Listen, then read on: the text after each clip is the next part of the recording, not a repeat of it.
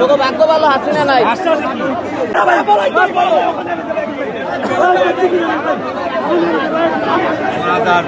তোকে ভাগ্য ভালো, তোকে ভাগ্য ভালো হাসিনা নাই। হ্যাঁ তোকে ভাগ্য ভালো হাসিনা নাই, বাসার দিকে যা।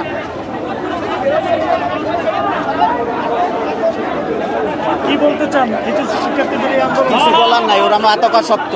টিকটক আর ওদের নিয়ে কিছু বলার আছে? টিকটক আর না হইলে এরকম করে? তাদের আন্দোলন কি যুক্তি? কি মনে হয় আপনার? কোনোভাবেই না। সবচেয়ে বাজে এডুকেশন ব্যবস্থা বাংলাদেশে। আমরা যদি স্বাধীন দেশে আমরা যদি আমাদের দাবি না জানাতে পারি, পানি ভাঙা গেছি হলে হলে কোমর সমান পানি হাইটা হাইটা গেছি হলে একটা রিক্সা পর্যন্ত নাই। উনি এসি রুমে বসে আমাদের গল্প বুঝবে, উনি এসি রুমে বসে বুঝবে আমাদের কেমন লাগে। বৃষ্টির মধ্যে ভিজে ভিজে 3 ঘন্টা বসে রয়েছে। অসুস্থ হলে তাও না, অসুস্থ হলে একটা ছেলে ওষুধ দিয়ে যায়।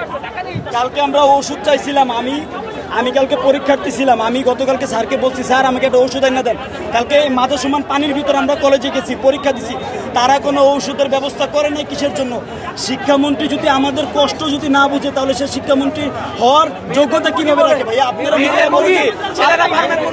একটা দেশের জনতা, একটা দেশের স্টুডেন্টরা ফার্মের মুরগি, একটা দেশের স্টুডেন্টরা ফার্মের মুরগি। হ্যাঁ, ওনার কি মাথায় বুদ্ধি আছে? একটা দেশের স্টুডেন্ট পরবর্তী প্রজন্মের ফার্মের মুরগি বলে উনি শিক্ষামন্ত্রী হইতে পারে? উনি জোকার, উনি শিক্ষামন্ত্রী হওয়ার যোগ্যতা রাখে না। কিন্তু দেখেছিলেন এই জুলাই আন্দোলনে, কি জুলাই টাইমে আন্দোলন হয়েছে, উনি শিক্ষামন্ত্রী। ভাই আপনাদের কাছে প্রশ্ন রাখলাম। নিরপেক্ষ, সত্য প্রকাশে আপোষহীন।